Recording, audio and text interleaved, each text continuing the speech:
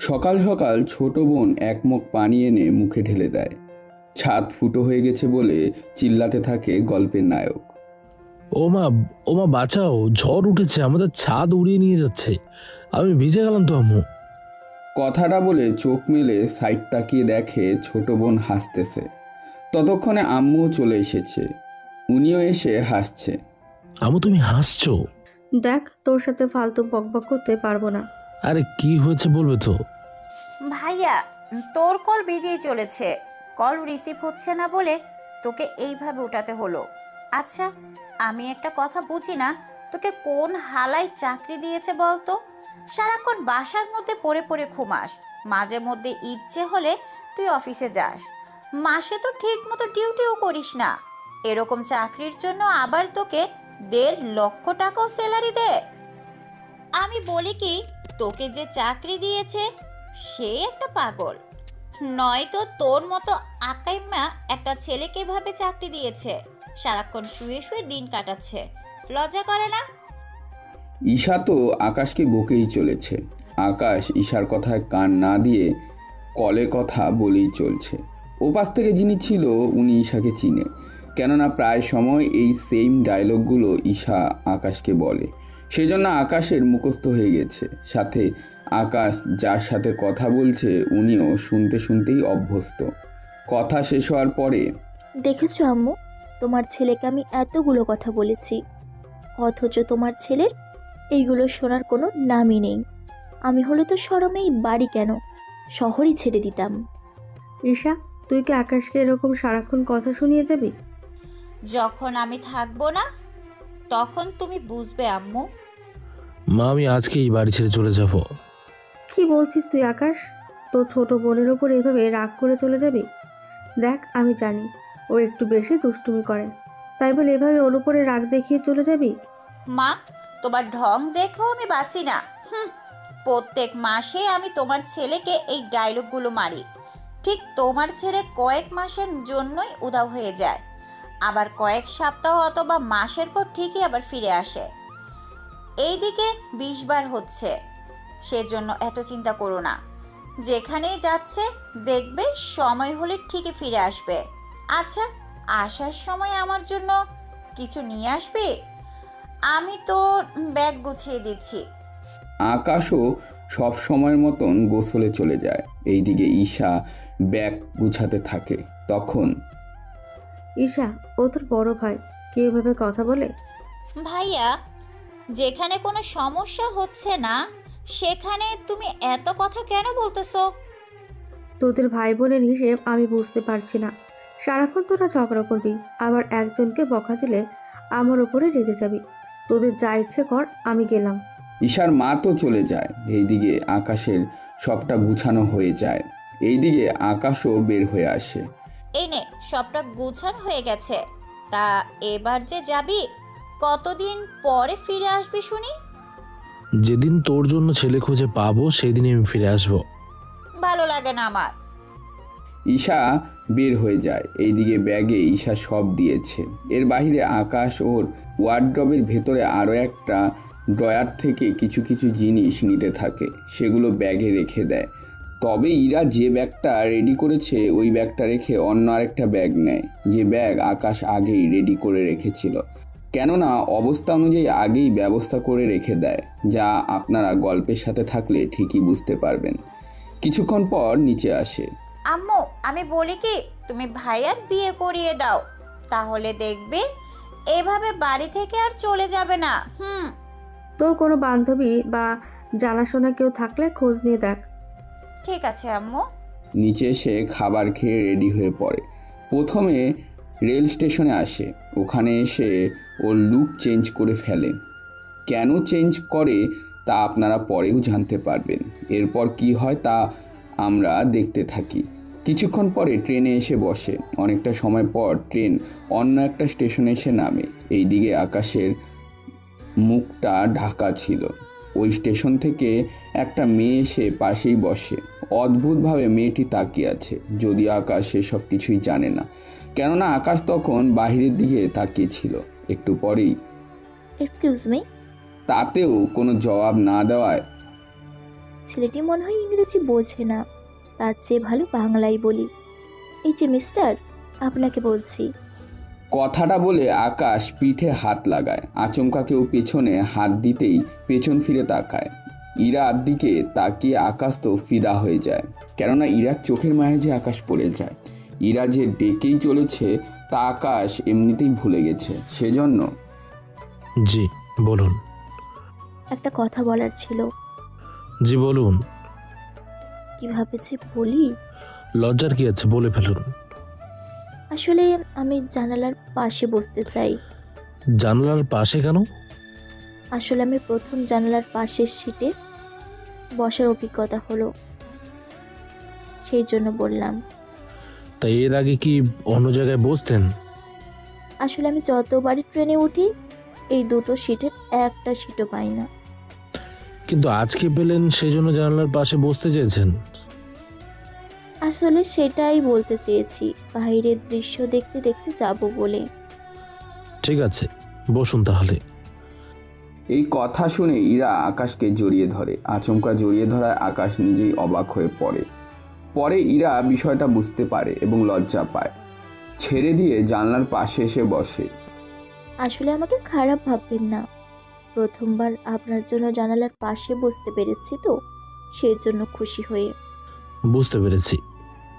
আচ্ছা, আপনার নাম কি? পারভেজ হোসেন আকাশ। আপনার নাম? ইরা চৌধুরী। আমি মামার বাড়িতে যাচ্ছি। আর আপনি?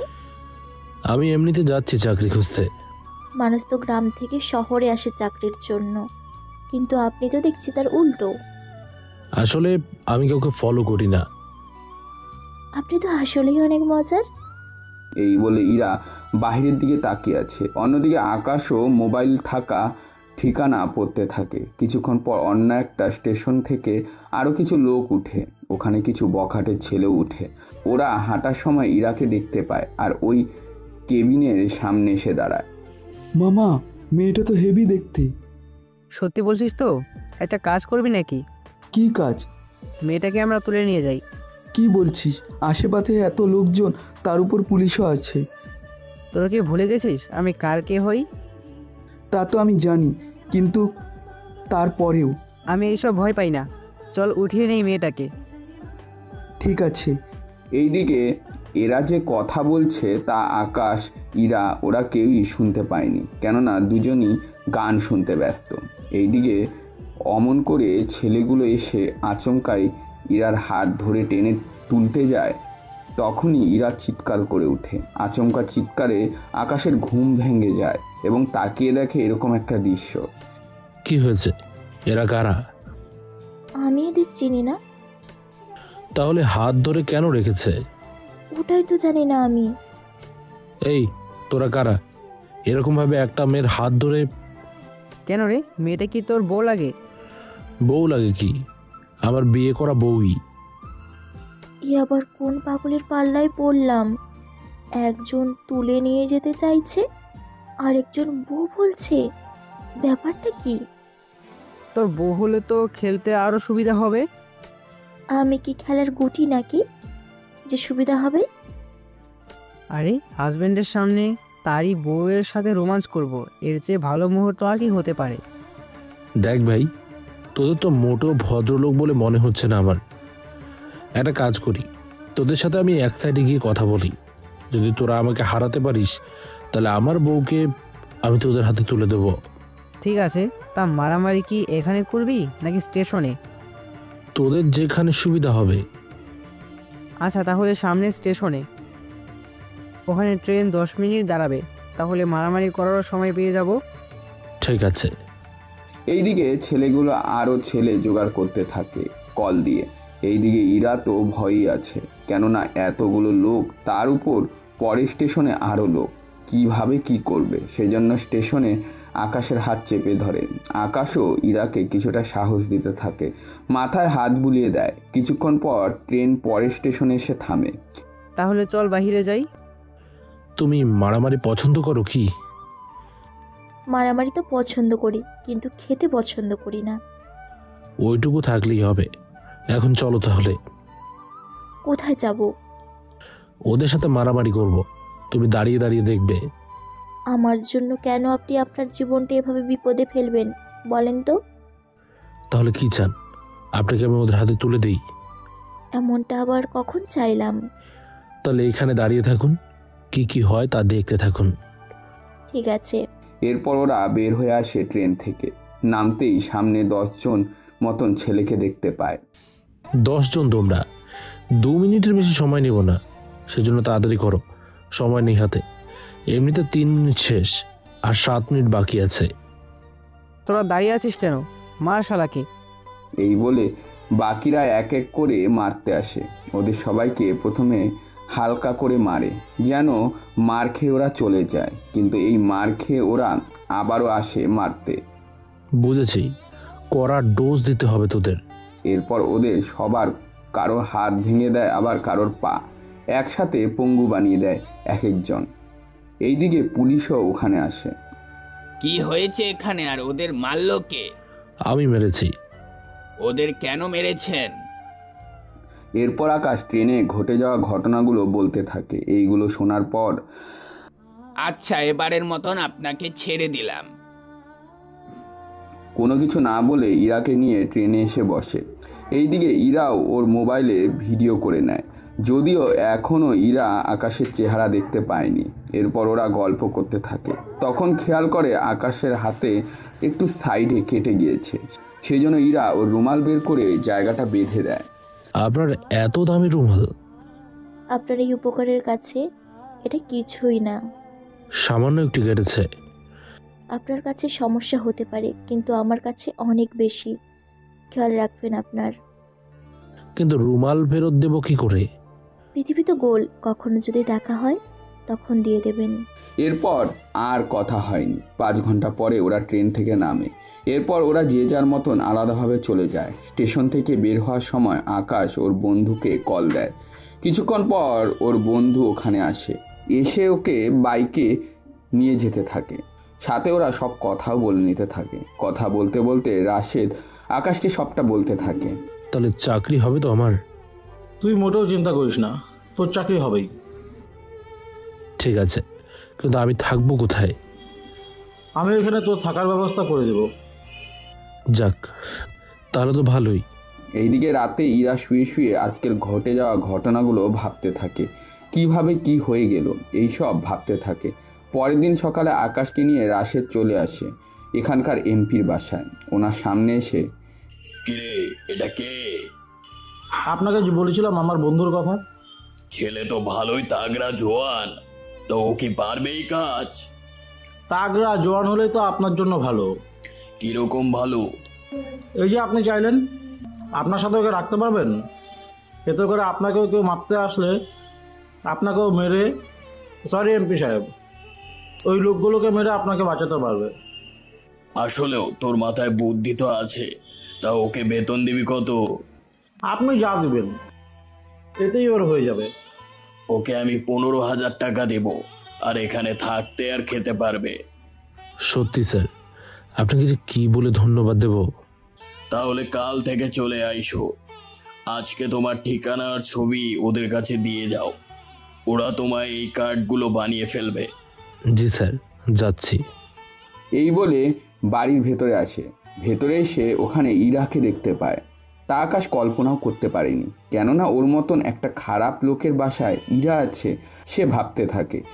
এইদিকে ইরাও আকাশের দিকে তাকায়, কিন্তু চিনতে পারছে না, কেননা আকাশের ট্রেনের মধ্যে মুখ ঢাকা ছিল আর চোখগুলোও দেখতে পারেনি ঠিক মতন।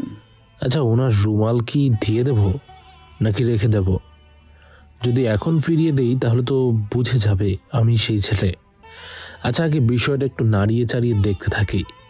এইদিকে ইরাও ওর মনে কি যেন ভাবতে থাকে। এইদিকে আকাশও ঠিকানা আর ছবি দিয়ে চলে আসে রাশেদের সাথে। বন্ধু আমার, কাজ কিন্তু শেষ। সত্যি অনেক বড় উপকার করলি তুই। এই আর কি এমন উপকার করলাম? তাও আমাদের কাজটা অনেক সহজ করে দিয়েছিস, নয়তো আমাকে অন্য উপায় দেখতে হতো। তবে একটু সাবধান। কেন, কি হয়েছে? এমপি সামনে থেকে যদিও ভোলাভালা কথা বলে, কিন্তু ভেতরে অনেক শয়তান একটা লোক। সেটা জানি বলেই তো এসেছি। আচ্ছা, এখন কাল থেকেই আমার কাজ শুরু করে দেব। ঠিক আছে, তবে একটা কথা, কি কথা? এমপি সাহেবের কিন্তু একটা মেয়ে আছে। ওনাদের বাসায় এসে যে মেয়েকে দেখেছি ওটাই কি? ওই মেয়ে না, ওটা তো ওর ফুফাতো বোন ইরা। তুই কি করে চিনিস? এখানে তো প্রায় সময়ই আসে, সেই জন্য চিনি। তুই কি ওই মেয়েকে পছন্দ করিস? বন্ধু, সেই জন্য বলেছিলাম কি, যাই করিস না কেন মেয়েটাকে যেন কিছু না হয়। আচ্ছা তাই হবে, যাই করি না কেন মেয়েটাকে আমি তোর জন্য রেখে দেব। আচ্ছা বন্ধু।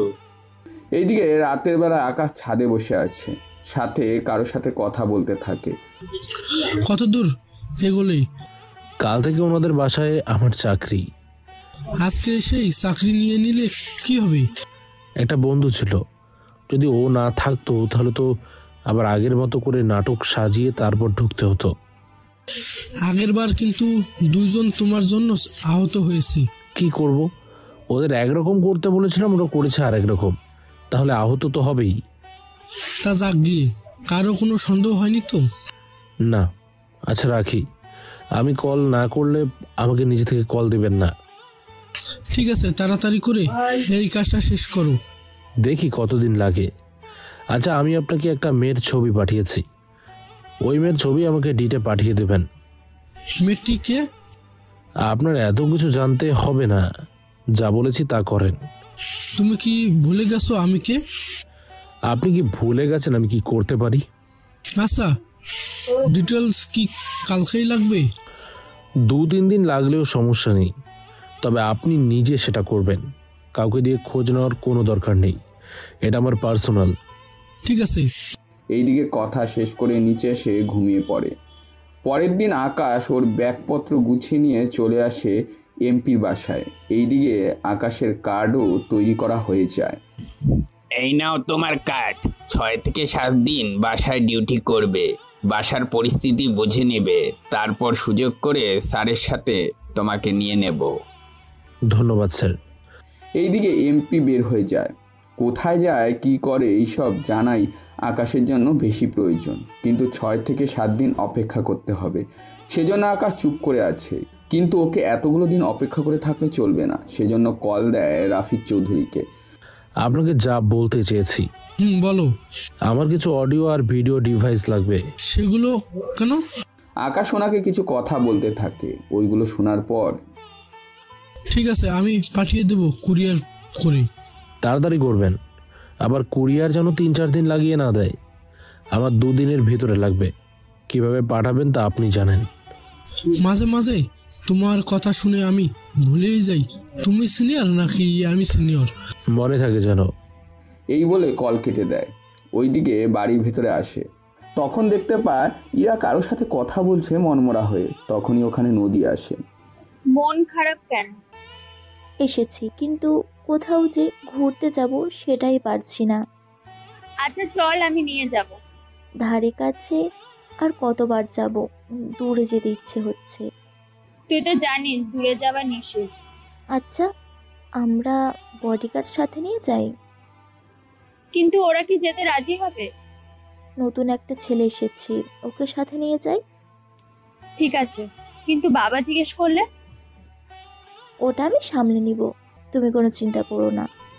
আচ্ছা তাই হবে। এরপর আকাশকে নিয়ে ওরা রওনা দেয়। এইদিকে ওরা বকবক করেই চলছে। আকাশ বসে বসে বাহিরের দৃষ্টিগুলো দেখতে থাকে। তখনই, তুমি কি নতুন এই গ্রামে? জি ম্যাডাম। কিন্তু আপনি কি করে জানেন? যেভাবে বাইরের দৃশ্য দেখছো এতে বোঝাই যাচ্ছে। ওহ, তাই বলুন। এইদিকে আকাশ সামনে থাকা গ্লাসে ইরাকে দেখতে থাকে। যদিও ইরা বা নদী ওরা কেউই জানে না সেসব ব্যাপারে। অনেকটা দূরে ওরা একটা পার্কে এসেছে, যে পার্ক ওদের বাসা থেকে 20 কিলোমিটার দূরে। যদিও এখানে কেউই নদীকে চিনে না। ওরা পার্কে যাবে, সাথে আকাশের জন্য টিকিট নেয়। আমাকেও কি আসতে হবে? ভিতরে যদি কেউ আমাদের মেরে চলে যায় তাহলে তুমি বাইরে দাঁড়িয়ে থেকে কি করবে বলো? ঠিক আছে, চলুন তাহলে। ওদের সাথে ভিতরে ঢুকে এইদিকে ওরা পুরো পার্কটা ঘুরতে থাকে আর ছবিও তুলতে থাকে। সবগুলো ছবি আকাশকে দিয়ে উঠাতে থাকে। ছবি উঠানোর পর, খিদে পেয়েছে, চলো আমরা কিছু খেয়ে নেই। এটার ভিতরে একটা ক্যান্টিন আছে, ওই ক্যান্টিনে না হয় খেয়ে নেব। ঠিক আছে চলো তাহলে। ওরা ক্যান্টিনে আসে খাওয়ার জন্য, কিন্তু আকাশ দাঁড়িয়ে আছে। ওরা দুজন বসে আছে। তখন দাঁড়িয়ে আছো কেন? আপনাদের সাথে বসাটা কি ঠিক হবে? আমরা যেমন মানুষ তেমনই তুমিও একজন মানুষ। তাছাড়া আমাদের যখন ক্ষুধা লেগেছে তোমার এতক্ষণে লাগার কথা। তাছাড়া আমাদের সাথে খাবার খেলে তোমার এমনি কোনো ক্ষতিও হবে না। ঠিক আছে ম্যাডাম, খেয়ে নিচ্ছি। এরা তিনজন একসাথে খেতে থাকে। এইদিকে পার্কে কিছু বকাটে ছেলে তো আসে। ওরা ওদের তিনজনকে দেখে, এটা কি হলো? দুই ফুলের এক মালি, এটা কি মানা যায় বল? ওরা বলল কিছুই তো বুঝতে পারিনি। ওরা আমাদের খারাপ কথা বলেছে। তাহলে তো ওদের একটা শিক্ষা দিতেই হয়। কি করবি তুই?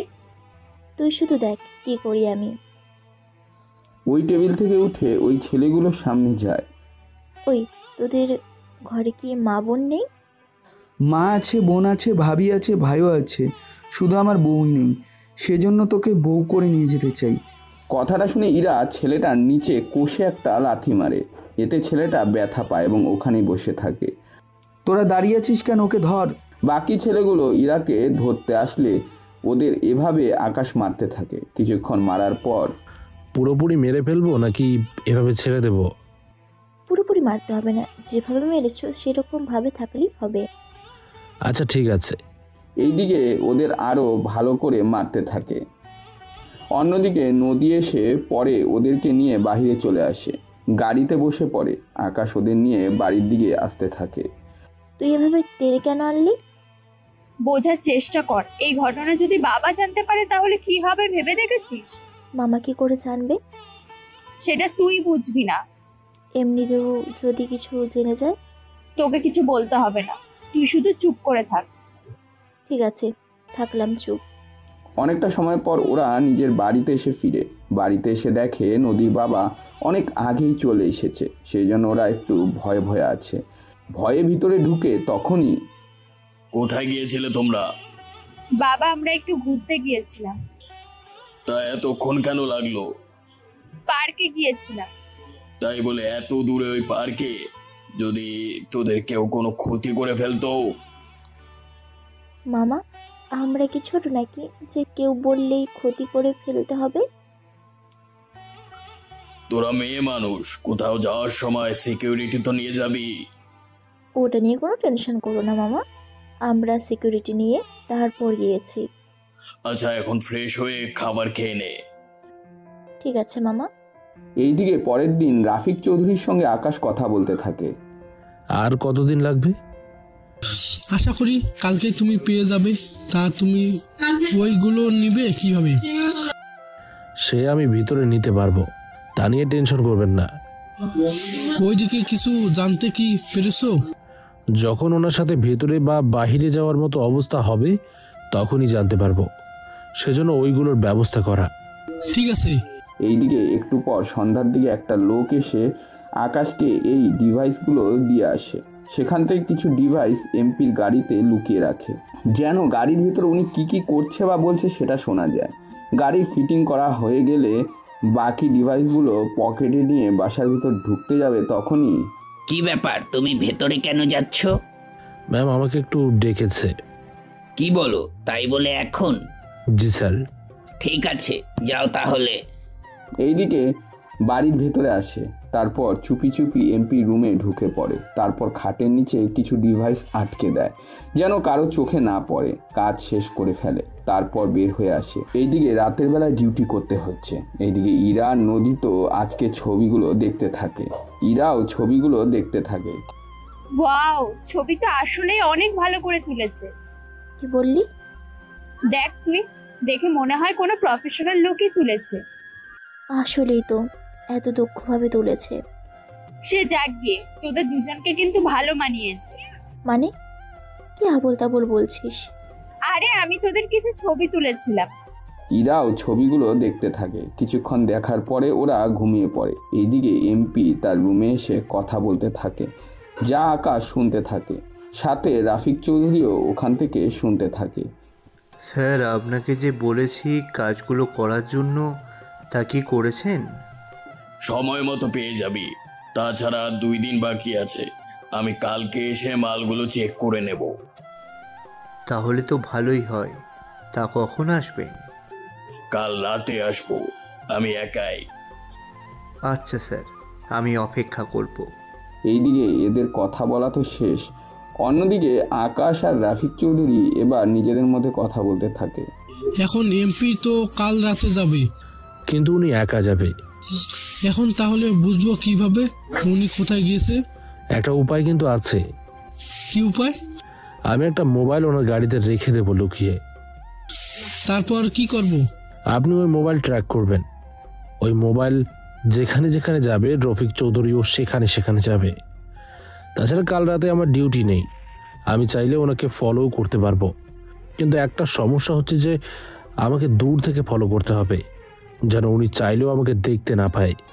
আমি তোমাকে রাস্তা বলে দিব আর তুমি সে রাস্তা অনুযায়ী যেতে থাকবে, তাই তো?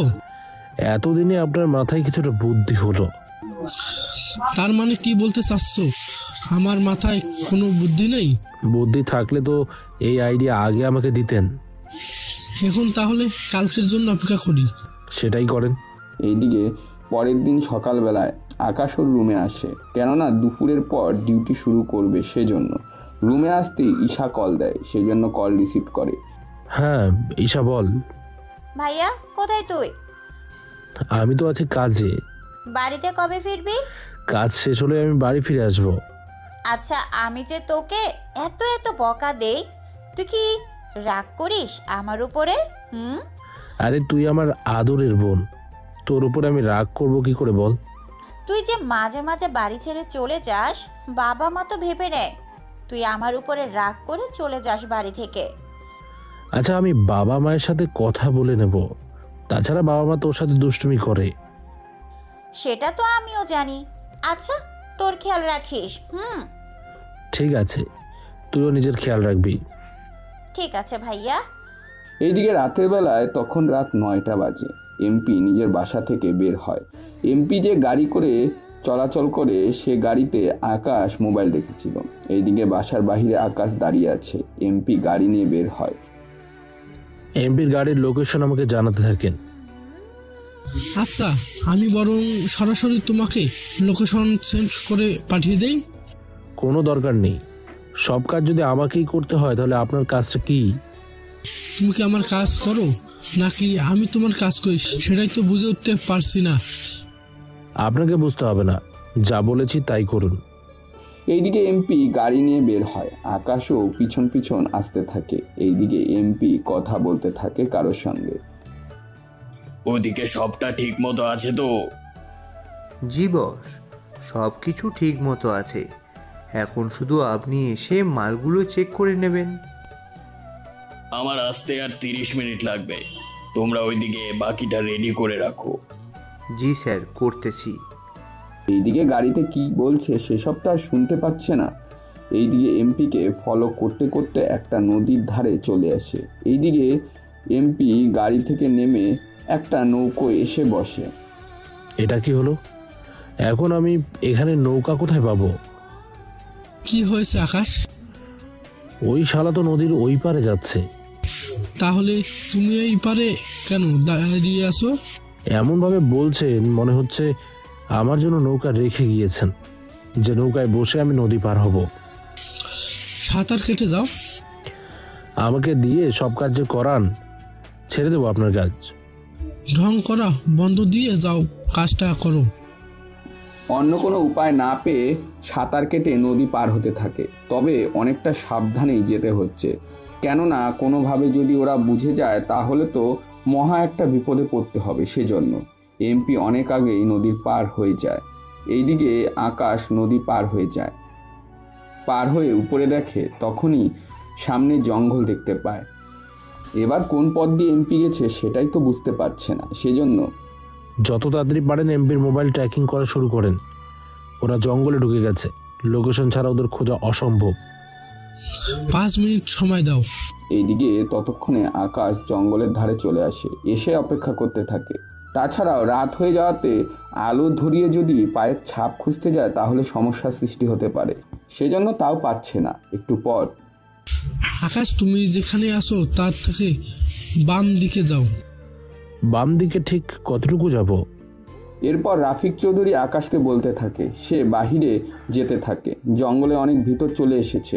তখন একটা কুঁড়ে ঘরের মতন কিছু একটা দেখতে পায়। এমপি কি আমার থেকে 100 ফুট দূরে? তেমনি কিছু ধরে নাও। আমার সামনে একটা কুঁড়ে ঘর আছে, ওই ঘরের মধ্যে ওরা থাকতে পারে। আমি চেক করে নিচ্ছি। ঠিক আছে, যাও তাহলে। আমি আর তোমাকে কল দিব না, তুমি তাহলে সবটা ঠিক করে আমাকে জানাও। ঠিক আছে, তাই হবে। এইদিকে কুঁড়ে ঘরের এখানে এসে মোবাইল দিয়ে ভিডিও করতে থাকে। ওখানে তেমন কিছু চোখে পড়ে না, শুধু অনেকগুলো মেয়ের ছবি দেখতে পাচ্ছে। এখানে তো 15টা মেয়ে। এখন আপাতত এই কয়টাই মেয়ে পেয়েছি, কিন্তু আমার তো আরো 5টা মেয়ে পাঠানোর কথা। কিন্তু এখন এই 5টা মেয়ে জোগাড় করা তো সম্ভব না, তাও রাতের ভেতরে। কেননা আমাদের আজকে ভোরবেলায় ওদের পাঠিয়ে দিতে হবে। ঠিক আছে, তাহলে ওই 15 জনকেই পাঠাও। তাহলে আপনি যান, আমি এদের ব্যবস্থা করতেছি। তো মেয়েগুলোকে রেখেছো কোথায়? এই তো এই জায়গা থেকে অনেকটা ভেতরে আরও একটা ঘর আছে, ওখানে। আচ্ছা, আমি ওদের একবার দেখে আসি তাহলে। ঠিক আছে, চলুন। এইদিকে এমপি লোকটার সাথে যে থাকে, আকাশ ওদের পিছু নিতে থাকে। কিছুক্ষণ যাওয়ার পর ওই ঘরের ভেতর ঢুকে পড়ে। সবগুলো মেয়ে অজ্ঞান ছিল। ওদের এইভাবে খোলা ছেড়ে রেখেছিলে কেন? যদি ওরা পালিয়ে যায়? সবাইকে ইঞ্জেকশন দেওয়া হয়েছে, মোটামুটি একদিনের আগে ঘুম থেকে উঠবে না। শুধু ঘুম পাড়ালেই হবে না, ওদের ভালো করে খাওয়াবি। কেননা ওরা যদি দুর্বল থাকে তাহলে কিন্তু মার্কেটে ওদের কম দামে বিক্রি করতে হবে। চিন্তা করবেন না, ওদের ঘুম পাড়ানোর আগে ভালো করে বিরিয়ানি খায়, সাথে অনেক প্রোটিন স্যালাইন, যেন ওদের শরীর দুর্বল না হয়ে যায়। তাহলে আজকেই ওদের পাঠিয়ে দিস, টাকা আমার অ্যাকাউন্টে পাঠিয়ে দিস। কোনটাই পাঠাবো? যে অ্যাকাউন্টের কথা কেউ জানে না। বুঝতে পেরেছি। এই বলে এমপি চলে যায়, সাথে লোকটাও। এইদিকে এখানে কোনো পাহারাদারও নেই, কেননা এরা তো ঘুমাচ্ছে। তার উপর কোনো জানোয়ারও নেই যে এখানে এসে এদের খাবে। সেজন্য আকাশ ফোন করে রাফিক চৌধুরীকে সবটা বলে। উনি সবটা শোনার পর, তুমি তাহলে অপেক্ষা করো, আমি পাশে থানায় কল দিয়ে বলতেছি। এরকমটা করা যাবে না। অফিসার যদি এমপির সাথে জড়িত থাকে তাহলে আমার জন্যই সমস্যা হবে। একটা কাজ করুন, 2টো হেলিকপ্টার আপনি এই লোকেশনে পাঠান, সাথে 3-4 জন লোক, বাকিটা আমি সামলে নেব। কিন্তু ওদের লোক যদি জানতে পারে? এখানে মাত্র একটা লোক আছে, তাছাড়া বাকিরা ভোরবেলায় আসবে। আমাদের হাতে 3 ঘন্টা সময় আছে, এর ভেতরে আপনি হেলিকপ্টার পাঠান। ঠিক আছে, পাঠাচ্ছি। এইদিকে রাফিক চৌধুরী হেলিকপ্টার পাঠিয়ে দেয়। অন্যদিকে এমপিকে নদীর কিনারায় লোকটা এগিয়ে দেয়। লোকটা যে রাস্তা দিয়ে ফিরে সেই রাস্তায় আকাশ বাতাসের সাথে কিছু ড্রাগস পাউডার ছড়িয়ে দেয়, যা লোকটার নাকের কাছে আসতেই লোকটা অনেকটাই মাতাল হয়ে যায়। সে হেলতে দুলতে কোনো মতে কুঁড়ে ঘরে এসে ঘুমিয়ে পড়ে। এইদিকে 1 ঘন্টা পরে হেলিকপ্টার চলে আসে ওই লোকেশনে। আর আসার পর, এ কি আবির, তুমি এখানে? চলে এলাম আপনাদের দেখতে। আমাকে না দেখে এদের দেখতে থাকো, তাড়াতাড়ি করে এদের উপরে ওঠাতে থাকো। প্রথমত এদের হাসপাতালে নিয়ে যাবে, তারপর এদের ট্রিটমেন্ট করে ফেরার পরে এদের খাবার দেবে। খাবার খাওয়ার পরে এদের মোটামুটি সব কিছু মনে পড়তে কয়েক ঘন্টা তো সময় লাগবে, সেজন্য এখনই কোনো কিছু বলা বা করা যাবে না। বুঝতে পেরেছি। সবাই হেলিকপ্টারে উঠে নেয়। তারপর ওরা ওখান থেকে চলে যায়। এইদিকে আকাশ তো এমপির সবটা রেকর্ড করে নেয়। তারপর ওরা একটা ফাইলে সেগুলো সেভ করে রাখে। এদিকের কাজ তো শেষ, এবার আমাকে ফিরে যেতে হবে। এরপর আবার আগের মতন করে চলে আসে। তবে আস্তে আস্তে আকাশের শার্ট প্যান্ট সব শুকিয়ে যায়। বাড়ির ভেতরে এত রাতে ঢুকতে পারে না, সেজন্য দেওয়াল টপকে যেই ভেতরে এসে দাঁড়ায় তখনই অন্য একটা বডিগার্ড চলে আসে ওখানে। এ কি, তুমি এত রাত্রে দেওয়ালের পাশে কেন? যাক বাবা, বাঁচলাম। তাহলে আমাকে দেয়াল টপকাতে আর দেখেনি। চুপ করে আছো কেন? না মানে আমার ঘুম আসছিল না, সেজন্য বের হলাম। কিন্তু এখানে আসার পরে দেখি কারো যেন কথার আওয়াজ শুনছিলাম, সেজন্য দেওয়ালের পাশে আসা। কথাটা শুনে এই বডিগার্ড দেওয়াল টপকে উপরে উঠে উকি মেরে দেখে কেউ নেই, সেজন্য বাড়ির নিচে নেমে আসে। এখানে তো কেউ নেই। মনে হয় ভুল শুনেছি, আর না হয় আমাদের কথা শুনে পালিয়ে গেছে। এই বলে কোনো মতে তো বেঁচে যায়, কেননা যদি কোনোভাবে ধরা খেয়ে যেত তাহলে পুরো সর্বনাশী হয়ে যেত। এইদিকে ভোরবেলায় জঙ্গলের ভেতরে। এই মিয়া, ওঠেন তো। কে কে? আমি মেয়েদের নিতে এসেছি। ও, চলুন আমার সাথে। আপনার তো জেগে থাকার কথা, তাহলে ঘুমিয়ে আছেন কেন? জানি না, চোখটা লেগে এসেছিল। এখন চলুন তো। লোকটা রবিনকে সাথে নিয়ে যায়, কিন্তু ওই ঘরে এসে কাউকেই খুঁজে পায় না। কি ব্যাপার, মেয়েগুলো কোথায়? এই ঘরেই তো ছিল। এই ঘরে তো ছিল, বুঝলাম।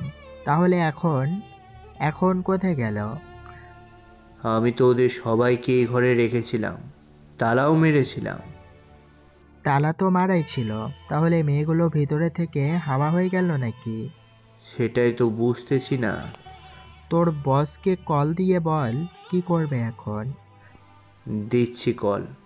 এই বলে লোকটা এমপিকে কল দেয়। এমপি সবটা বলে। এমপি তো সবটা শুনে মাথা গরম হয়ে যায়। উনি সাথে সাথে এই ভোরে একটা গাড়ি নিয়ে চলে আসে ওই জায়গায়। এসেই ওই ঘরে আসে। ওখানে আসার পরে, কি হয়েছে রে? মেয়েগুলো কোথায়? আমি আপনাকে নৌকায় তুলে দিয়ে যখন ভেতরে ঢুকছিলাম তখন আমার অনেক ঘুম পায়, তাই আমি ঘুমিয়ে বুয়েছিলাম। তুই ঘুমিয়ে গেছিস সেটা তো বড় কথা নয়, বড় কথা হচ্ছে। বড় কথা কি? রুমে তো তালা মারা ছিল, তাহলে ভিতর থেকে ওরা গায়েব হলো কি করে? আমি তো নিজেও তো বুঝতে পারছি না ওরা এখান থেকে গায়েব হলো কিভাবে। আচ্ছা, ও কি তোর সামনেই তালা খুলেছে? আমার সামনেই তো খুললো। তাহলে মেয়েগুলো কোথায়? আচ্ছা, আপনার লোক মেয়েগুলোকে সরিয়ে দেয়নি তো? ও 5 বছর ধরে আমার সাথে কাজ করে, ও তো এমনটা করবে না। আমাদের থেকে টাকা নিয়ে সে টাকাও মেরে দিলেই তো ওর হয়ে যায়। এটা ওর কাজ না। চারিদিকে দেখো তো কোনো পায়ের ছাপ পাওয়া যায় কিনা। এখানে তো অনেক পায়ের চাপ, তবে বেশিরভাগ পাগুলো জুতো পরা ছিল। তাছাড়া মেয়েদের পায়ে তো জুতো ছিল না। তাহলে কি এদের এখানে থেকে কেউ পালিয়ে নিয়ে গেছে? হতেও তো পারে, তাহলে তো আমাদের জন্য এটা অনেক বড় একটা বিপদ। তেমনই কিছু হয়েছে।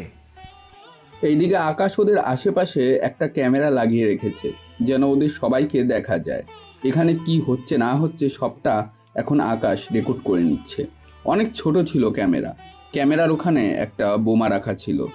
যখন ক্যামেরাতে সব রেকর্ড হয়ে যাবে, ক্যামেরাটা বোমা দিয়ে পুড়িয়ে দেওয়া যাবে। ওরা হতাশ হয়ে চলে যায় ওখান থেকে। ওরা যাওয়ার পরে বোমাটা ব্লাস্ট করে পুরো ক্যামেরা জ্বালিয়ে দেয়। এইদিকে সকালে এমপি বাসায় আসে, তবে মুখে অনেক রাগ আর চিন্তার ছাপ। বিকেলে সব কিছু রাফিক চৌধুরীকে পাঠিয়ে দেয়। এর চেয়ে বেশি কিছু তো লাগবে না মনে হচ্ছে। যা দিয়েছো তাতেই হয়ে যাবে, এভাবে তুমি চলে আসো। আমার কাজ এখনো শেষ হয়নি। এখন আবার কি কাজ? 2টা পার্সোনাল কাজ আছে, সেগুলো শেষ করেই চলে আসব। এর ভিতরে আপনি আপনার কাজ করতে থাকুন। ঠিক আছে, আবার দেখো বেশি ধরি যেও না হয়। হবে না এরকম কিছু। এইদিকে রাফিক চৌধুরী এমপিকে ধরার ব্যবস্থা করতে থাকে। অন্যদিকে রাশেদ আকাশের কাছে আসে। বন্ধু, কিছু হয়েছে কি? হয়েছে, আর কয়েকটা দিন পরেই তোমাদের এমপিকে খুঁজে পাওয়া যাবে না। তাহলে এখন কি করা যায়? তুই তো নদীকে পছন্দ করিস, একটা কাজ কর, তুই নদীকে বলে দেখ। আরে, নদীও আমাকে পছন্দ করে, কিন্তু ওর বাবার সিকিউরিটির জন্য ও একা বেরোতে পারে না। সেজন্য আমার তেমন একটা দেখাও করতে পারি না। আচ্ছা, কাল আমি ওদের নিয়ে বের হব, তুই চলে আসিস। কি বলছি, তুই পারবি তো? পারবো। পরের দিন সকালে আকাশ বাড়ির ভেতরে আসে। এসে নদীর রুমে এসে দেখে ইরা জামা চেঞ্জ করছে, যা আকাশ এসেই দেখে ফেলে। এরকম অবস্থায় ইরা চিৎকার করতে যাবে, আকাশ ইরার মুখ চেপে ধরে আর বলে, চিৎকার করবে না প্লিজ। আপনি এখানে কেন? পরে বলতেছি, আগে জামা পরে নিন। এইদিকে ইরা জামা পরছে, আকাশ অন্যদিকে তাকিয়ে আছে। তখনই নদী রুমে চলে আসে। সরি, আমি মনে হয় ভুল ঠিকানায় চলে এসেছি। নদীর বাচ্চা ভেতরে আয়। এত তাড়াতাড়ি করা হয়ে গেছে তোর? জামা একটা চেঞ্জ করতে কি 10 মিনিট লাগে নাকি? আমি জামার কথা বলিনি। তাহলে কিসের কথা? তা ভাইয়া কেমন দেখলেন আমার বান্ধবীকে? বিশ্বাস করুন, আমি ইচ্ছে করে দেখতে চাইনি। আমি তো এসেছি আপনার কাছে। আমার কাছে কেন? রাশেদ কি কল করেছিল? হ্যাঁ করেছিল তো, বলেছে আমাকে দেখা করতে। তুমি নাকি বলেছো দেখা করতে সাহায্য করবে। আপনারা দুপুরে বলবেন বাইরে বের হবেন কিনা আমাকে নিয়ে। আমি তাহলে তো আপনারা রাশেদের কোনো সমস্যা হবে না। ঠিক আছে, তাই করব। তবে এই যে ম্যাডাম, আপনাকে বলছি। আবার কি বলবি? এভাবে দরজা খোলা রেখে দ্বিতীয়বার এরকম করবেন না। তুই যাবি এখন এখান থেকে? ইরা রাগ দেখে আকাশ তো চলে যায়। এইদিকে ইরা বসে আছে। তখনই ও কি সব দেখেছে? ইরা লজ্জায় নদীকে জড়িয়ে ধরে। তখনই নদী ব্যাপারটা বুঝতে পারে। আচ্ছা, তুই কি আগে থেকে ওকে চিনিস? আগে থেকে বলতে, আমি যাকে পছন্দ করি এটা ওর ফ্রেন্ড, আমাকে বলেছে, সেজন্য আমি কিছু বলিনি। তাছাড়া বিকালে দেখা করব, তখন না হয় তোকে দেখিয়ে দেব। আচ্ছা, তাই করছি। বিকেলে ওরা বের হয়। তবে ইরা আকাশকে এখন যতবার দেখছে ততবারই লজ্জা পাচ্ছে, তাও চুপচাপ আছে। একটু পর ওরা একটা রেস্টুরেন্টে আসে। চারজন একসঙ্গে বসে গল্প করতে থাকে। তখন নদী রাশেদের সাথে ইরার পরিচয় করিয়ে দেয়, আর ইরার সঙ্গে রাশেদের। ইরা হাত দিয়ে হ্যান্ডশেক করতে চাইলে আকাশ রাশেদের হাত সরিয়ে নিজে হ্যান্ডশেক করে। এটা কি হলো? কোনটা কি হলো? একটু আগে যেটা হলো। ওর গার্লফ্রেন্ড আছে, ও যদি এখন অন্য মেয়ের হাত ধরে, ব্যাপারটা কেমন যেন দেখায়।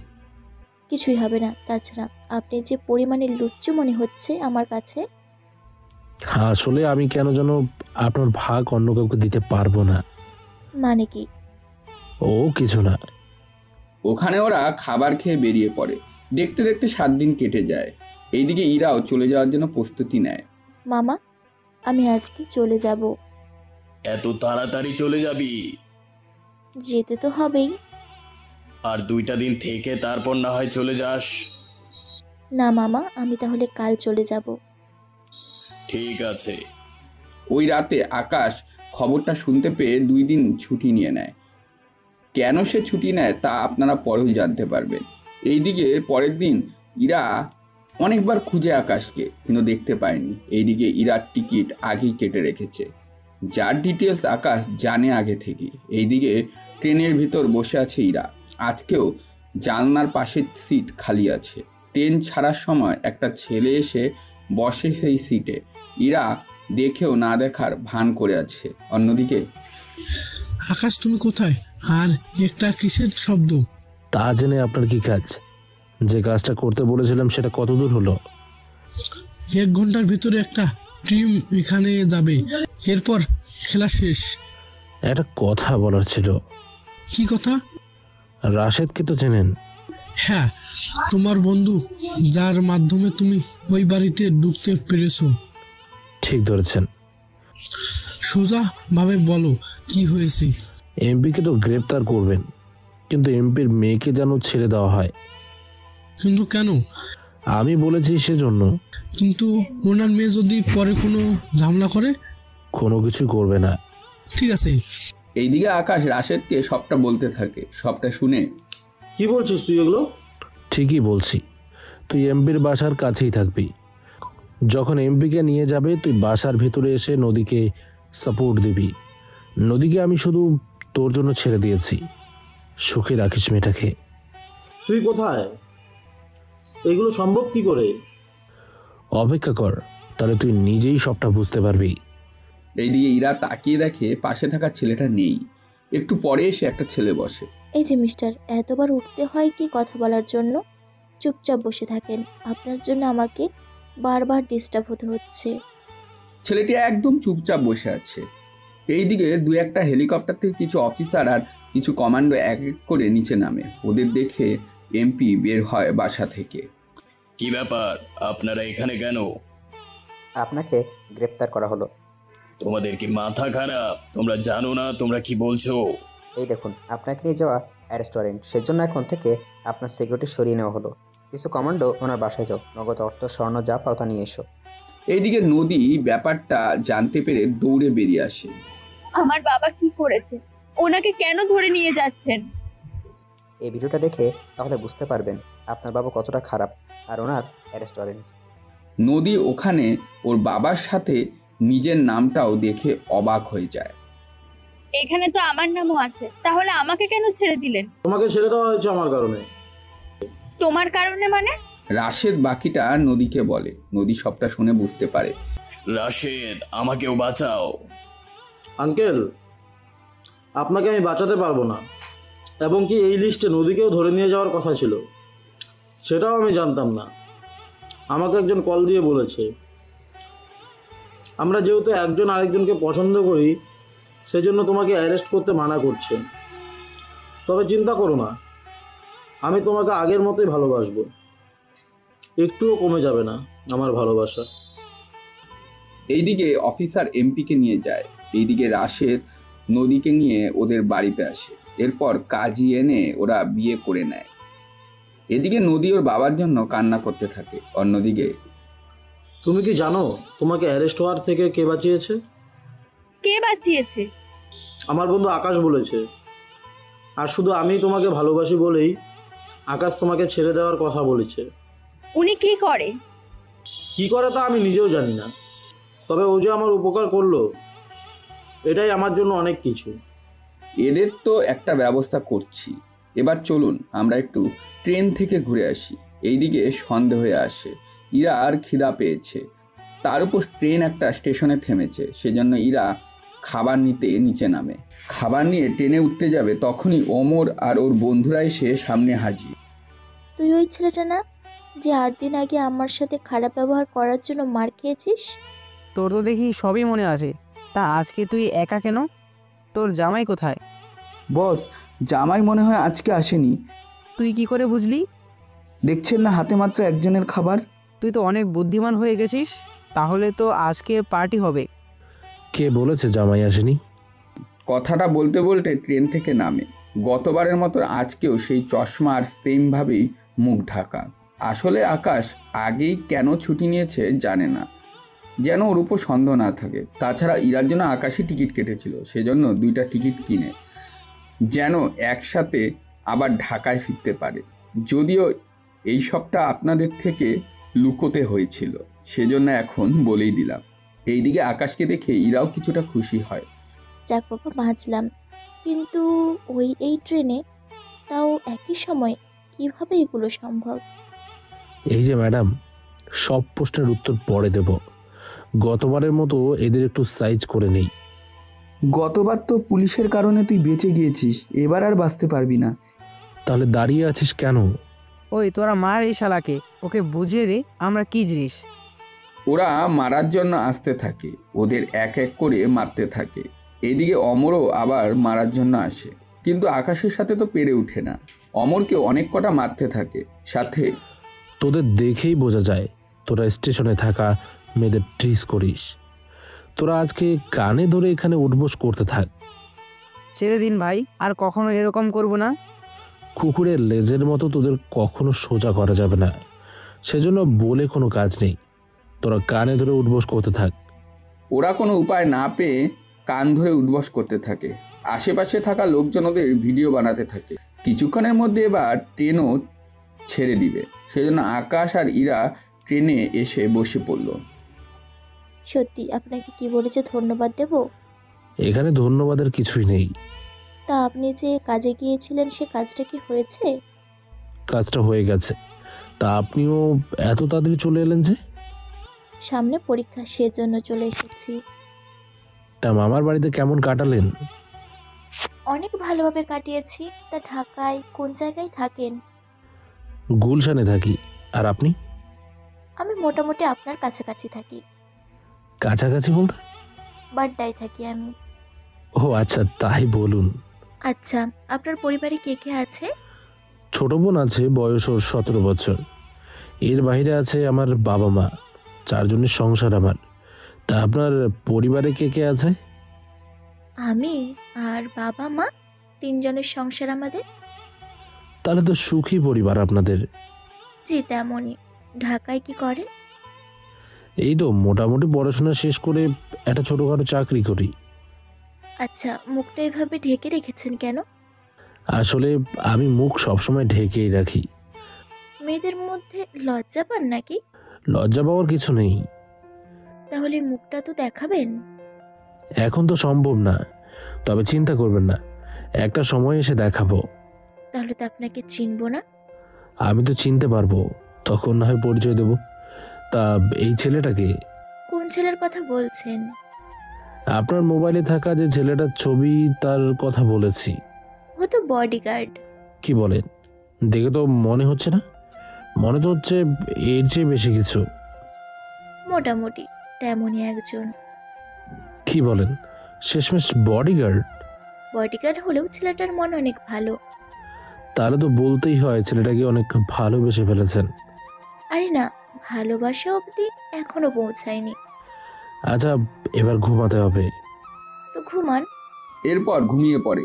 ইরা মোটামুটি ঘুমিয়ে পড়ে। এখন অনেকের মনে প্রশ্ন জাগবে, এটা কি করলাম আমি? আকাশ তো ইরার কাছেই বসে আছে, তাহলে কেন ইরা আকাশকে চিনতে পারছে না? আসলে ব্যাপারটা হচ্ছে, একে তো আকাশ মুখ পুরো ঢাকা, সেজন্য মুখটা দেখা যাচ্ছে না। তার উপর মুখ ঢাকার কারণে আকাশ যখন কথা বলছিল তখন কণ্ঠগুলো অন্যরকম আসছে, সেজন্য বুঝার কোনো উপায় নেই। 3 ঘন্টা পরে ওরা কমলাপুর রেল স্টেশনে আসে। দুজনই একসঙ্গে নেমে যায়। ভালো থাকবেন। আর হ্যাঁ, আপনার নাম্বার কি দেওয়া যাবে? আপনার নাম্বার আমার কাছে আছে, কখনো প্রয়োজন পড়লে আমি আপনাকে কল করব, চিন্তা করবেন না। আমার নাম্বার আপনার কাছে কিভাবে? ওটা আপনাকে এখন বলা যাবে না। কেন কেন? পরে একটা সময় বলবো। চলি তাহলে, ভালো থাকবেন। যদি কিছু মনে না করেন, একটাবার হাত মেলতে পারবো কি? আকাশ হাতটা বাড়িয়ে দেয়। ইরা হাত বাড়িয়ে দিয়ে হ্যান্ডশেক করে চলে যায়, দুজনেই দুদিকে। এইদিকে যাওয়ার সময় ঈশার জন্য অনেক কিছুই কিনে নেয় আকাশ। সেগুলো নিয়ে বাসায় যায়। বাসায় ফিরে, কি রে ভাইয়া, আমার জন্য কি এনেছিস? আর এত তাড়াতাড়ি চলে এলি যে? তাহলে কি ফিরে যাব এখন? আমি কখন তা বলেছি? তুই তো 15-20 দিনের আগে বাড়িতে ফিরতেই না। দেখ বোন, এই তোর গিফট। আমাকে 5-6 দিনের জন্য একটু ভালো করে ঘুমাতে দিস। ঠিক আছে, এখন যা তাহলে। যাচ্ছি। তা বাবা মা কোথায়? বাবা মা দুজনই বাহিরে গেছে, আস্তে আস্তে সন্ধ্যা হবে। বিরিয়ানি রান্না করেছে, তুই ফ্রেশ হয়ে আয়, দুজনে একসাথে খাবো। ঠিক আছে, যাচ্ছি আমি। এইদিকে আকাশ ফ্রেশ হয়ে নিচে নামে। তারপর 2 ভাই বোন একসাথে খাবার খেয়ে নেয় এবং দুজনেই চলে যায় নিজেদের রুমে। অন্যদিকে ইরাও ফ্রেশ হয়ে নিচে নামে। তখনই, ইরা, তুই কি কিছু শুনেছিস? কই, কি শুনবো? তুই রওনা দিছিস কখন? এই তো ভোর ট্রেনে। তোর মামাকে পুলিশ ধরে নিয়ে গিয়েছে। কি বলছো কি আব্বু? কিভাবে কি হলো? তোর মামা নারী পাচার করত, সেটার প্রমাণ পেয়েছে, সেজন্য সকালে তোর মামাকে ধরে নিয়ে গেছে। নদী কোথায়? ও কিছু জানতে পেরেছে? নদী কল দিয়ে বলেছে। তাছাড়া নদী একটা ছেলেকে ভালোবাসে, তুই কি জানিস? হ্যাঁ জানি তো। ওই ছেলেকে নদী বিয়ে করেছে। আচ্ছা, এখন চলো খেয়ে নেই, আমি তারপর নদীর সাথে কথা বলে নিচ্ছি। বস তাহলে। এরা খাওয়ার পরে ইরা রুমে এসে নদীকে কল করে। নদী এরপর সবটা বলতে থাকে। সবটা শুনে, কি বলছিস তুই? তোকেও গ্রেফতার করার কথা ছিল। তার বলছি কি, পরে কি হলো তার আশের জানে। ভাইয়ের থেকে ফোনটা দিস তো। নে কথা বল। এরপর রাশেদের সাথে কথা বলতে থাকে। কিছুটা সময় পর, তাহলে ভাইয়া আমার বোনটাকে কষ্ট দিয়েন না, ওর বাবার কর্মের ফল ওকে অন্তত দিয়েন না। এই কথা বলে আমাকে লজ্জা দিও না। তাছাড়া বন্ধুর জন্য আমি নদীকেও আমার করে পেয়েছি, এত সহজে আমি একটু কষ্ট কেন দেবো বলো? আচ্ছা ভাইয়া, ভালো থাকবেন। ইরা, তুইও ভালো থাকিস। এরা কল কেটে দেয়। তখনই ইরা আকাশের কথা মনে পড়ে যায়। মামাকে যখন ধরে নিয়ে গেছে তাহলে আকাশের কি হবে? আকাশ কই ইরা? কেউ না আব্বু। তোর কথা শুনে মনে হলো ছেলেটার জন্য চিন্তিত তুই। আসলে আব্বু, ওরা মামার এখানে কাজ করে, মামা তো এখন নেই, সেজন্য ওরা এখন থাকবে কোথায়, কাজ পাবে কোথায়? তোর দেখি অনেক চিন্তা হচ্ছে। তার ছেলেটার সাথে পরিচয় করিয়ে দিছ তো? আমি ওর নাম আর শুধু মুখটাই দেখেছি, এর বাইরে আর কিছুই জানি না। মামা তো এখন জেলে, তাহলে ছেলের চাকরিও নেই এখন। এক কথায় ওখানে থাকা মোটামুটি অনেকেই এখন বেকার হয়ে গেছে। বুঝলাম তোর কথাগুলো। তা তুই ভার্সিটিতে কবে যাবি? 2-3 দিন পরেই। অন্যদিকে সন্ধ্যার পরে আকাশের বাবা মা আসলো। এসেই তো প্রশ্ন শুরু করে দেয়। সবার প্রশ্নের উত্তর দেওয়া হয়ে গেল। আচ্ছা আম্মু, আমাকে যে কলেজে ভর্তি করাতে হবে সেটা কি তোমরা ভুলে গেছো? তুই তো কয়েকদিন আগেই আবেদন করেছিস, কলেজ থেকে আগে জানিয়ে দিই, তারপর তো বাকিটা। আমি তো এত কিছু জানি না ভাইয়া। যখন সময় হবে আমি নিজেই তোকে ভর্তি করিয়ে দেব। ঠিক আছে ভাইয়া। এদের সাথে কথা বলে বাসায় এসে একটা ঘুম দেয়। অন্যদিকে এমপি জেলের ভিতরে ওনার সাথে রাফিক চৌধুরী আসছে কথা বলার জন্য। কে তুই? তোর সাহস তো কম না, তুই আমাকে গ্রেফতার করেছিস। তুই জানিস আমি যদি এখানে একবার বের হতে পারি তাহলে তোর চাকরি আমি বের করব। আপনি যা ইচ্ছে তাই করুন না কেন, আমার ক্ষতি করার বা আমার চাকরি খেয়ে নেওয়ার মতো কোনো ক্ষমতা আপনার নেই। আমার উকিল আসতেছে, একবার শুধু আমি বের হই এখান থেকে। তুমি কোনো উকিলই বের করতে পারবে না। দেখাই যাক না কি হয়। এইদিকে কোনো উকিলই এমপিকে বের করতে পারছে না, কেননা অনেকগুলো কেস এমপির নাম করে চালিয়ে দেয়। অন্যদিকে কয়েকটা দিন পর পরিস্থিতি স্বাভাবিক হতে থাকে। আস্তে আস্তে সবটা ঠিকভাবে চলতে থাকে। তখনই ইরার মা কান্না করতে থাকে। তা দেখে আম্মু আব্বু তো অনেক চেষ্টা করেছে, কিন্তু কোনোভাবেই তো মামাকে ছাড়াতে পারছে না। বুঝতেছি, এরকম মিথ্যে অপবাদ কে দিল আমার ভাইয়ের নামে? আম্মু, মামার বিরুদ্ধে যে কেসটা করা হয়েছে সে কেসটা আসলেও সত্য, নাকি আমাকে ফাঁসানোর জন্য করা হয়েছে তা তো এখনও জানতে হবে। এখন তাহলে কি করব? আব্বু তো কম চেষ্টা করছে না। আচ্ছা দেখি না কি হয়। থাক আম্মু, তুমি আর কেঁদো না, আমি ভার্সিটিতে গেলাম। আচ্ছা সাবধানে যাস। এইদিকে আকাশ ঘুমাচ্ছে, মনে হয় কতকাল ঘুমায়নি। এইদিকে ঈশা ওর রুম থেকে ওর বাবা মার রুমে আসে। মা, ও মা। কি হয়েছে বল? ভাইয়া কি উঠেছে ঘুম থেকে? কেন বলতো? ও তো ঠিক মতো ঘুমাতেও পারছে না। তোর কি কাজ ওর সাথে? আমার কাজ হচ্ছে, আমাকে তো কলেজে ভর্তি হতে হবে। আমার কলেজ সিলেক্ট হয়েছে, এখন আমাকে ভর্তি হতে হবে। আচ্ছা, কত টাকা লাগবে ভর্তি হতে? আপাতত 20,000 টাকা লাগবে। এই নে টাকা, তুই তাহলে কি কি লাগে তা রেডি করে নে। তুমি টাকা দিচ্ছ যে, তুমি জানো না ভাইয়া আমার সব খরচ দেয়। ও তো সংসারে এমনিতে মাসে সব খরচ দেয়, আমাকে তো টাকায় দিতে ইচ্ছে না, সেজন্য আমি ঈশার জন্য গহনা বানাচ্ছি, সাথে আকাশের বউয়ের জন্য। আকাশ সংসার সামলাচ্ছে আর আমি তাদের ভবিষ্যতের জন্য গহনা বানাচ্ছি। সত্যি বলছো বাবা? তা আমার গহনাগুলো কোথায়? এখনো বানানো হয়নি, তাছাড়া ওইগুলো এখন তোকে মোটেও দিব না। তাছাড়া এমনিতে বাইরে যাওয়ার মতো কারদুল তো তোর মা তোকে বানিয়ে দিয়েছে। আচ্ছা, তোমরা কি ভয় পাচ্ছ? কি নিয়ে? এই ধরো, আমাকে আমার স্বর্ণ দিয়ে দিলে আমি কারোর সাথে পালিয়ে যদি চলে যাই, সেজন্য ভয় দিচ্ছ? আকাশের বাবা, তোমার মেয়ে বলে কি? আমি তো এটা আগে ভাবিনি।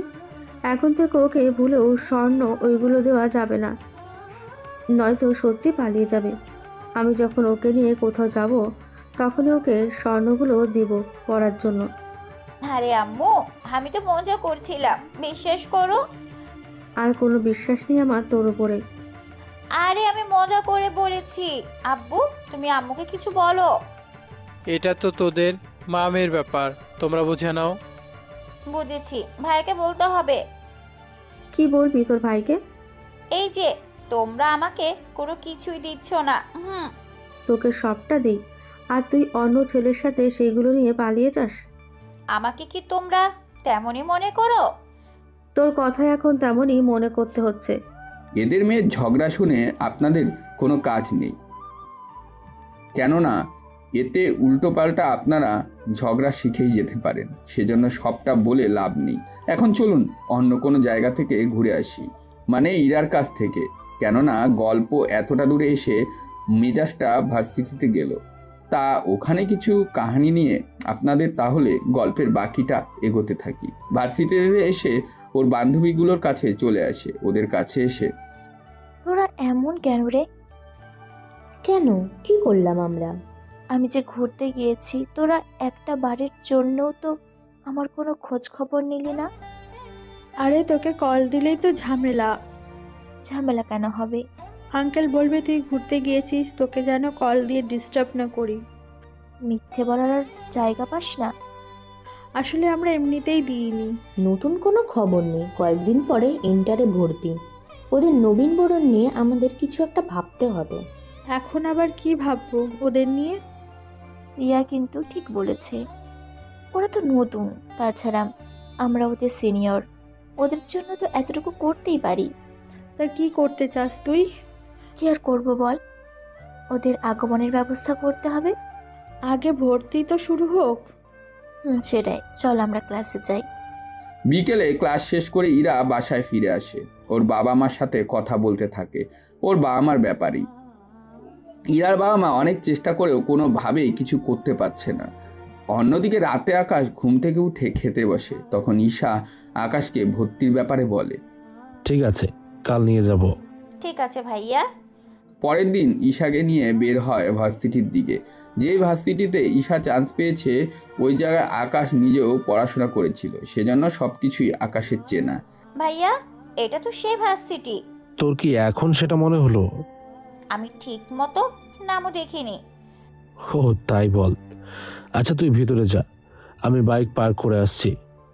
তা চিনবি তো অফিস কোন দিকে? হ্যাঁ ভাইয়া। ঈশা যেতে থাকে। তখন কিছু ছেলে দাঁড়িয়ে দাঁড়িয়ে মেয়েদের ইফটিজিং করছিল। ওরা সবার সাথে সাথে ঈশাকেও ডাক দেয়। এই মেয়ে, তোর নাম কি? ঈশা চৌধুরী। আমাকে দেখি কি তোর ছোট মনে হচ্ছে? সালাম তো দিলি না। আসলে ভাইয়া, আপনারা এমন ভাবে ডেকেছেন আমাকে, আমি তো কি করব ভেবেই উঠতে পারছি না। সে যাকগে, তুই তো নতুন, আমরা কিন্তু সিনিয়র, আর আমাদের কথা কিন্তু শুনতে হবে। জি, কিরকম? আমাকে কিস করতে হবে, তাও এখানে।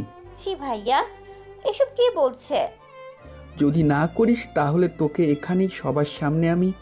বাকি কথা বলার আগে আকাশ ওখানে এসে ছেলেটাকে মারতে থাকে। ঈশা বুঝতে পারেনি ওর ভাই কখন এসেছিল। এসেই যে মারা শুরু করবে তা ওরা কেউই ভাবেনি। তোরা দাঁড়িয়ে আছিস কেন? মার ওই শালাকে।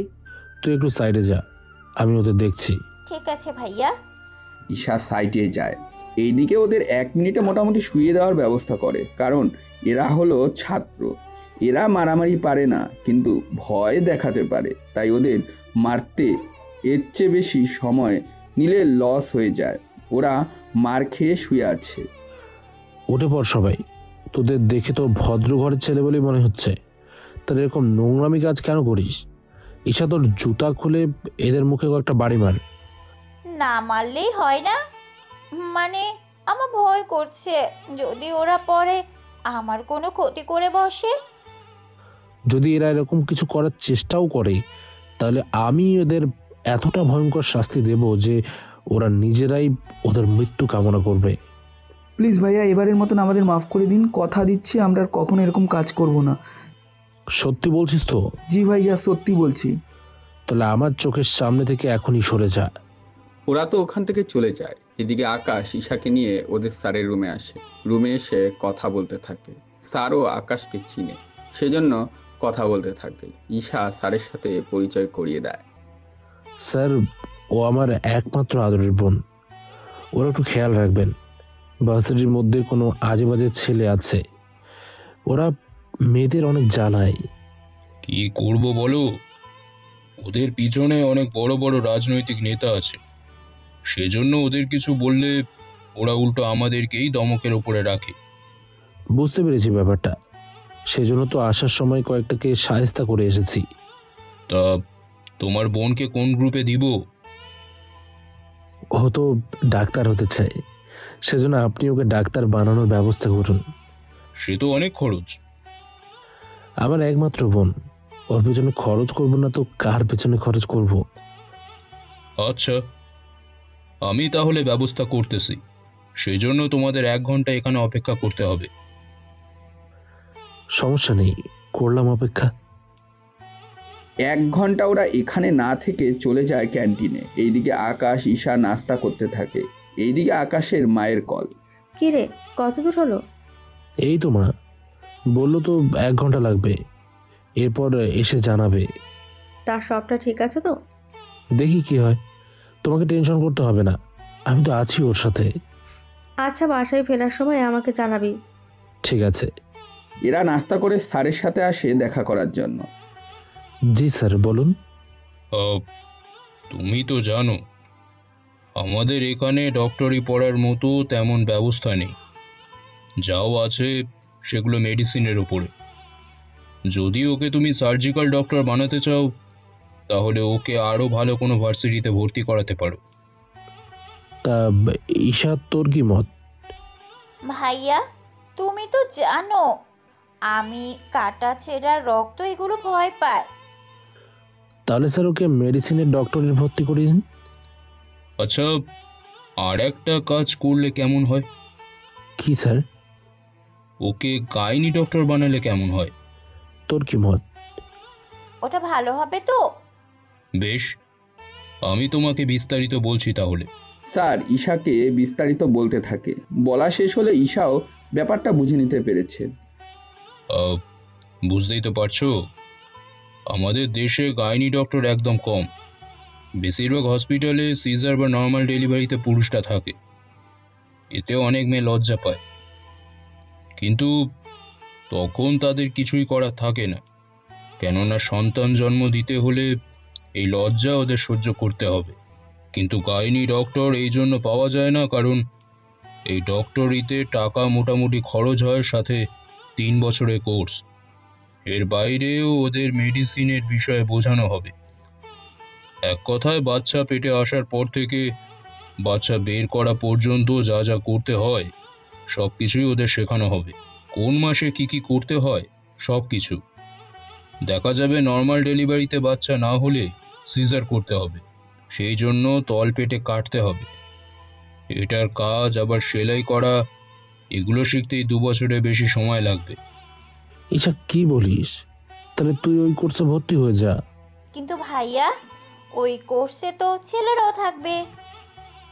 তবে চিন্তা করো না, তোমাদের ক্লাস যদিও একসাথে হবে, কিন্তু তোমাদের যখন প্র্যাকটিক্যাল করাবে তখন ছেলে মেয়ে আলাদা আলাদাভাবে থাকবে। তাহলে স্যার ওকে ওই কোর্সে ভর্তি করিয়ে দিন। আচ্ছা, তাহলে ভর্তি হতে 80,000 টাকা দিতে হবে, বাকি প্রতি মাসে 30,000 টাকা করে বেতন দিতে হবে। তা ও কি হোস্টেলে থাকবে নাকি বাসায়? ও বাসায় থাকবে। তাহলে এই খরচে হয়ে যাবে। এরপর ওখানে আকাশ টাকা জমা দিয়ে চলে আসতে থাকে। এদিকে ঈশাও অনেক খুশি হয়ে যায়। ওরা বের হয় ভার্সিটির থেকে।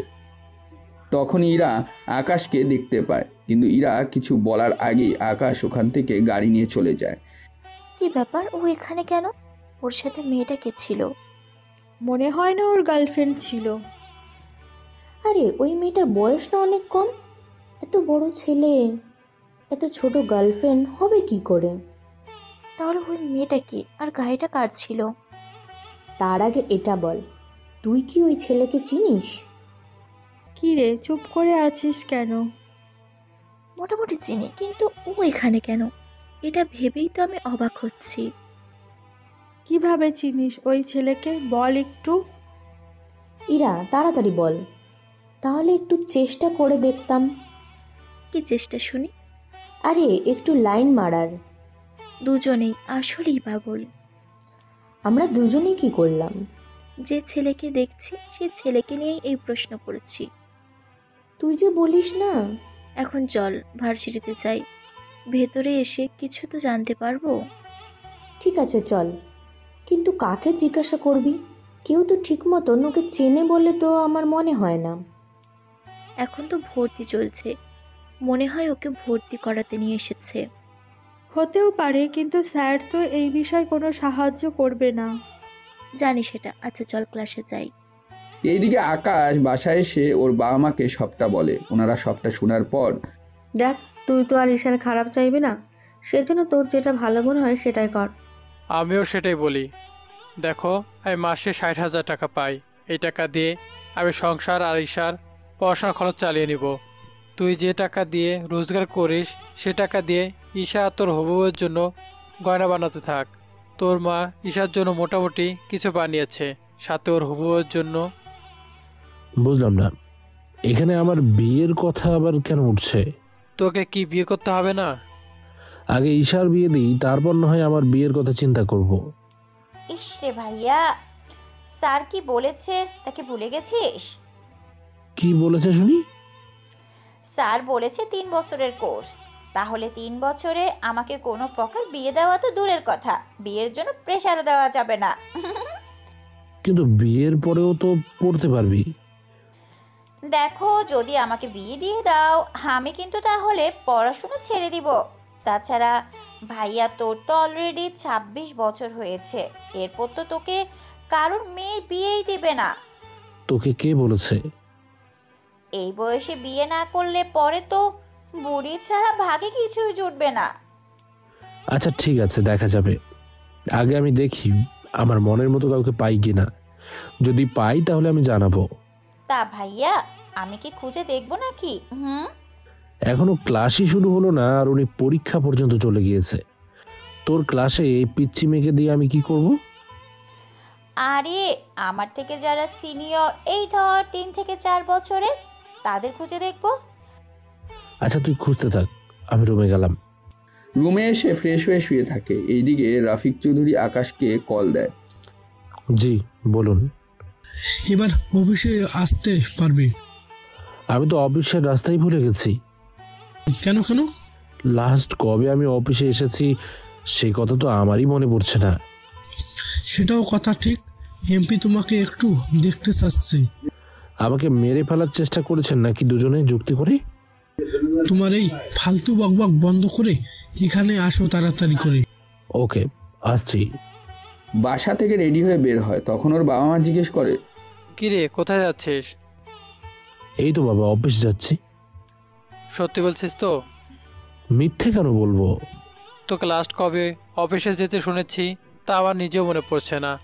তাছাড়া তোর অফিসটাও একবার দেখতে ইচ্ছে করছে, সাথে তো স্যারকেও, যে তোর মতো একটা অপদার্থকে উনি বাসায় শুয়ে রেখে বেতন দিচ্ছে। তুমি কি অপমান করলে নাকি স্যারকে দেখতে চাইলে? দুটোই করেছি। বিকেলে অফিস বন্ধ থাকে আর তুই বিকেলে যাচ্ছিস অফিসে। আচ্ছা আমার দেরি হয়ে যাচ্ছে। রাতে কি করে আকাশ, কি তার পরিচয়, আর সে হুট করে কেন অফিসেই যায়, আর তাকে এত বেতন কেন দেওয়া হচ্ছে, তার বাবা মার এত সব প্রশ্নের উত্তর নিয়ে আমরা আসছি দ্বিতীয় সিজনে টান টান রহস্য হতে চলেছে। আপনারা সবাই শেষ পর্যন্ত গল্পটা শুনবেন। আর আরেকটা কথা, আপনাদের সুবিধার্থে গল্পটি সিজন 1 এবং সিজন 2 দেওয়ার পরে সকল পর্বও একসাথে দেওয়া হবে। ধন্যবাদ। আজকের মতন এখানেই বিদায় নিচ্ছি।